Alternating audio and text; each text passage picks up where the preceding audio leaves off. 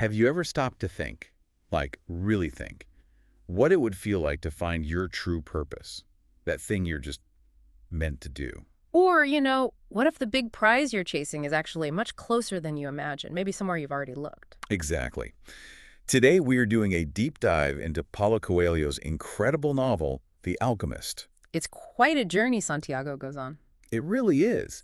And our goal here is to pull out those core lessons, the big insights from his path that, well, might just shed some light on yours. Okay, let's get into it. Yeah, let's unpack this story. It seems simple on the surface, doesn't it? But it really offers this powerful way to think about our own lives and how things connect, how our own desires sort of guide us. It helps make sense of things. So it all starts with Santiago. He's a young shepherd in Andalusia, Spain. Pretty simple life. Right? But he keeps having this dream over and over again about treasure. Hidden treasure near the pyramids in Egypt. Yeah, exactly. And it's actually a gypsy woman who nudges him, saying, hey, maybe you should, actually go find it. Listen to that call. And then comes Melchizedek, the king of Salem. This is pivotal. Yeah. He introduces this key idea, the personal legend. Which is? Well, it's fascinating, really.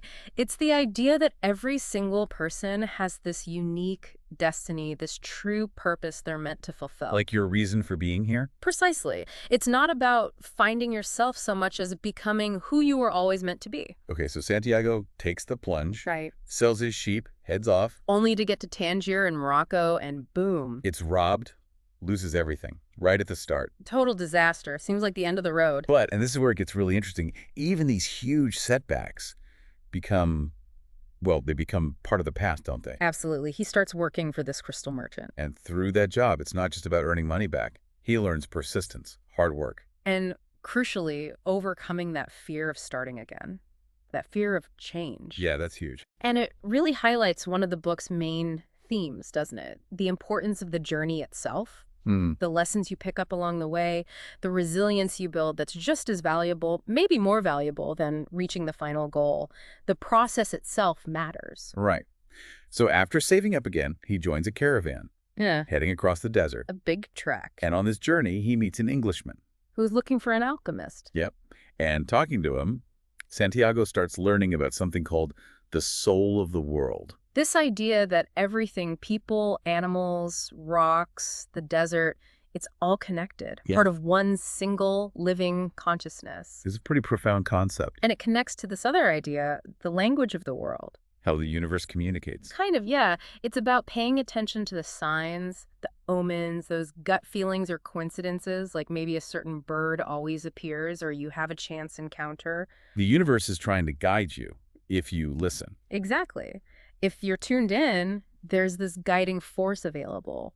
Okay, so Santiago finally reaches this oasis, Al Fayoum. Big moment. Yes, and he meets Fatima. He falls in love. Deeply. But then his real guide shows up. The alchemist himself. The alchemist. And he teaches Santiago some crucial things. Trust the omens, absolutely. But even more, listen to your heart. And he really hammers home this point about fear, doesn't he? Oh, absolutely. Fear is the biggest obstacle, the thing that stops us from chasing our personal legends. I mean, it makes you think, how often do we hold ourselves back just because we're afraid? All the time, probably. Which makes Santiago's final test just incredible. When he's captured. Yeah, captured by these tribesmen. And he has to do the impossible, turn himself into the wind. Wow. And he does it. It's this amazing demonstration of his connection to the soul of the world and, conquering that fear we were just talking about. It does make you wonder, what impossible things could we do if we really connected like that? What indeed. And then, the final twist. He gets to the pyramids, finally. The goal he's been aiming for this whole time. But he gets attacked, robbed again. Unbelievable. But listen to this, Jaber. One of the robbers mocks him, says he had a dream about treasure. Go on. Treasure buried back in Spain. In a ruined church, the exact place Santiago started his journey from. Ah, the full circle. It ties everything together, the treasure, the return. It's amazing. He realizes the actual gold was near home all along.